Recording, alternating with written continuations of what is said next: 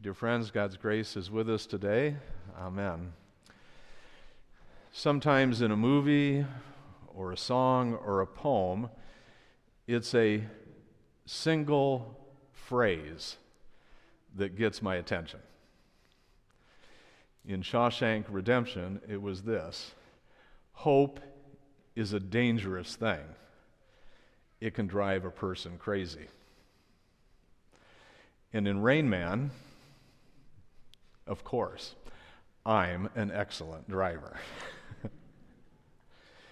In one of my favorite movies, Gran Torino, which was Clint Eastwood was in it, and he was Walt, and he was a redneck to Who Laid the Rail, lived next door to a Hmong family, but he and Sue, the daughter in that family, they become unlikely friends. And at one point they're driving along, and Walt is asking how they got here. And Sue says, well, the Lutherans brought us. And Walt says, maybe my all-time favorite movie line, everybody blames the Lutherans. What a thing to be blamed for, right? Giving people new opportunity in life. Well, the same is true in songs. The Eagles' Already Gone, the phrase that always sticks with me is, you can see the stars and still not see the light. That's been true of me sometimes. I've seen the stars but still not see the light. And of course the Beatles, Eleanor Rigby. Father Mackenzie preparing the words of a sermon that no one will hear. I resonate with that. So where is this all leading to? Sometimes the same thing happens when I read the Bible, or I read the lessons for the coming Sunday. And today there was a phrase that just reached out and touched me. And it was this one: we bring nothing into this world, and we can take nothing out of the world. You know, Billy Graham once said that he's never seen a U-Haul following a hearse to the cemetery, right? We brought nothing into this world, and we can take nothing out of this world. But there are some things that we can take with us. When we say you can't take it with you, we know that's all about physical things. But I firmly believe that there are some things that we can take with us. We can take with us what we have tucked away in our heart. And that is God's promise of forgiveness. That is the gift of faith that we are God's beloved children. That is hope that there is more life to come. And that is love. The love that we give and the love that we receive, it endures forever. That we can take with us out of this life. So what is it that we do in between bringing nothing and taking nothing? St. Paul says what we do is we take hold of life that really is life. Life that really is life. In Poland, storks are very common. And people believe that storks bring good luck. So in Poland, a lot of times they decorate their chimneys with artificial storks. And one of my favorite authors, Margaret Silf, she tells of being in Poland, and she was watching a very real stork sitting astride a rooftop peak, tearing apart one of these fake storks. Tearing it apart and dropping it piece by piece to the ground. You see, the stork wasn't going to settle for that which was fake. what was artificial, what was inauthentic. And it makes me ask myself, what about me? Am I willing to shed that which is inauthentic? Am I willing to shed what is fake in my life?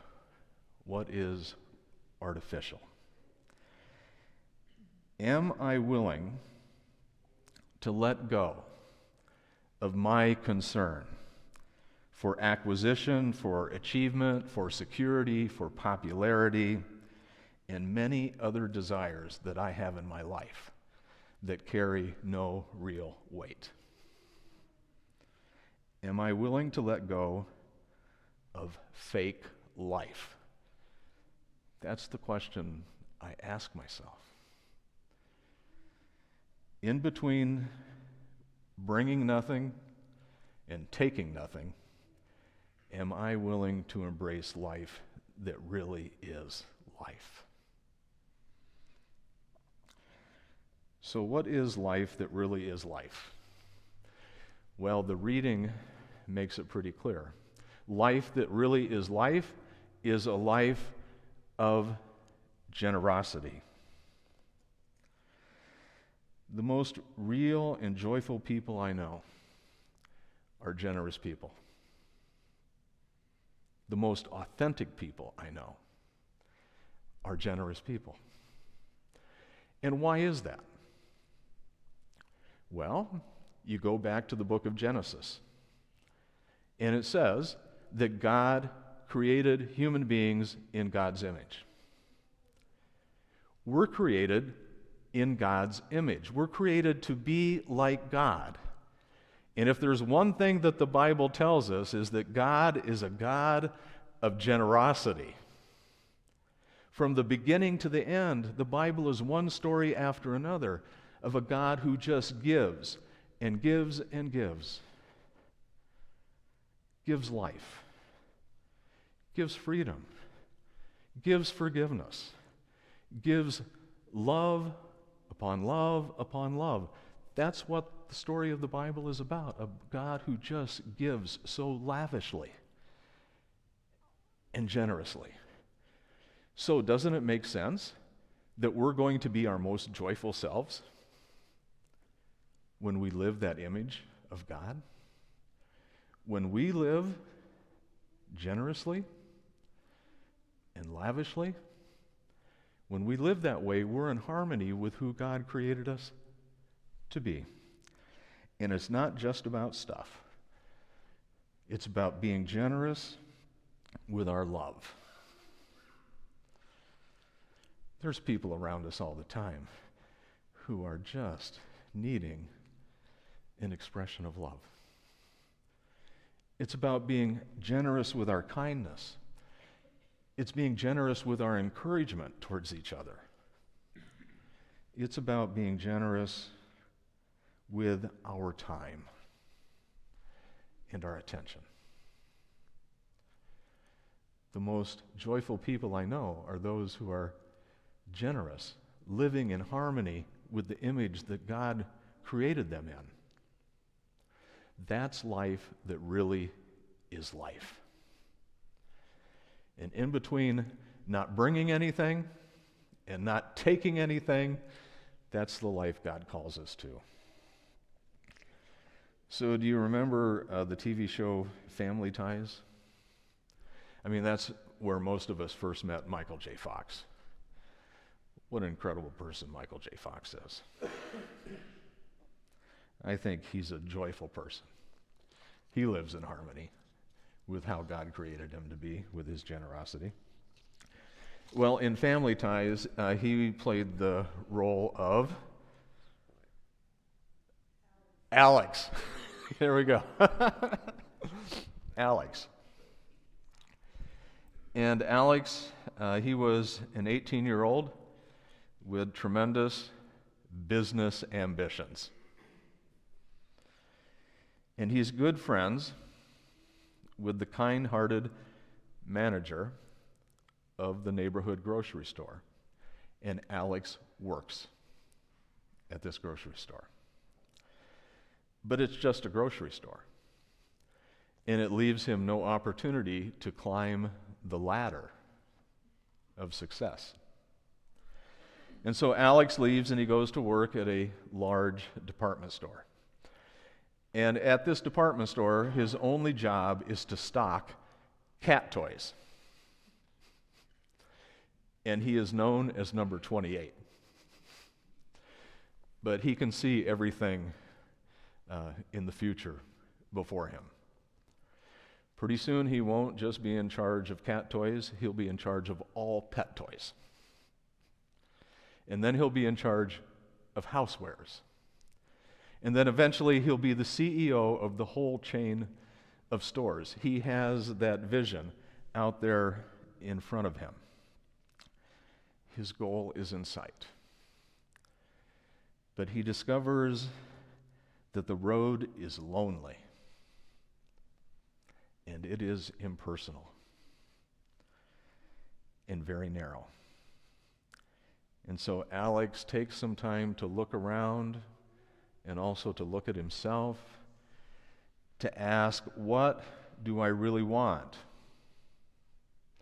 Who do I really want to be?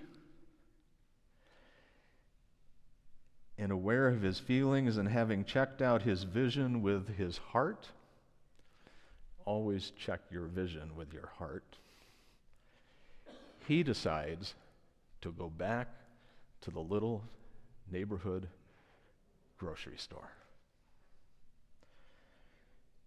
Perhaps Alex, realizing that he brought nothing into this world and he would take nothing out of this world, perhaps he realized that he wanted to live life that really is life.